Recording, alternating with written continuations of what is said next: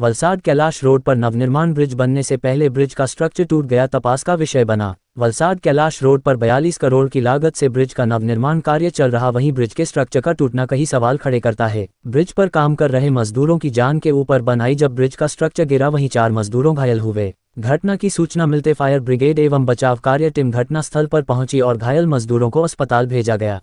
Bridge घटना को लेकर एक कमेटी बनाई गई एवं जिला कलेक्टर श्री भव्य वर्मा मौके पर पहुंचे और बताया मामले की बारीकी से छानबीन की जाएगी। जिला कलेक्टर श्री भव्य वर्मा ने घायल लोगों को न्याय दिलाने की बांयधरी दी। साथ ही इस घटना में कोई कसूरवार होगा उस पर सख्त कार्यवाही की जाएगी। तो सुनिए वलसाड जिला कलेक्टर श्री भव्य वर्मा ने क्या जानकारी दी। सर इस तरीके से घटना घटी है, શું કારણ છે અને કયા કારણે એક નવો બ્રિજ બની રહ્યો હતો અને આમાં એક આજે સવારે આ ઘટના બની છે।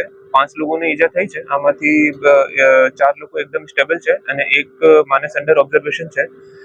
આરએનબી મારફતે તપાસ કરી છે। તો અંડર કન્સ્ટ્રક્શન બ્રિજનું જ્યારે તમે જોઈ રહ્યા છો 5 દિવસમાં આમનો સ્લેબ નાખવામાં આવશે। સ્લેબ નાખવાથી પહેલા જો ગર્ડરની કામગીરી થાય છે, ગર્ડરમાં એ લોકો ગ્રાઉન્ડ લેવલ ઉપર લોડ બેલેન્સિંગ કરી રહ્યા હતા ત્યારે કોઈ જેકના કારણે આ દુર્ઘટના બની છે।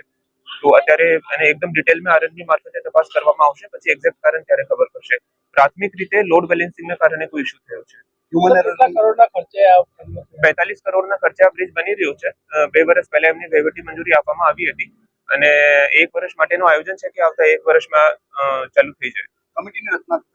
કમિટીની રચના થશે અને એક્ઝેક્ટ કારણ શું છે અને અત્યારે ફરી શું પગલાં લઈ શકાય છે એના માટે એક ટેકનિકલ કમિટીની રચના થશે અને એમનો અહેવાલ જ્યારે આવશે ત્યારે સાદર કરવામાં આવશે। આરએનબીના માણસ જો હોય આરએનબીના માણસ રહેશે અને વહીવટી તંત્રના માણસ રહેશે, લેકિન ટેકનિકલ ગાઈડન્સ માટે આરએનબીના માણસ રહેશે। કારણ મળ્યું ખરું? પ્રાથમિક કારણ જેવી રીતે હું તમને કીધું છે કે ગર્ડર નાખવા માટે લાઈન વર્ક કરવામાં આવતો હતો અને લોડ બેલેન્સિંગ એક જોવી રહ્યો છે કે શું આ કારણ છે કે કેમ। કોઈ ફરિયાદ નોંધાશે? આ તપાસ પછી નિર્ણય લેવામાં આવશે।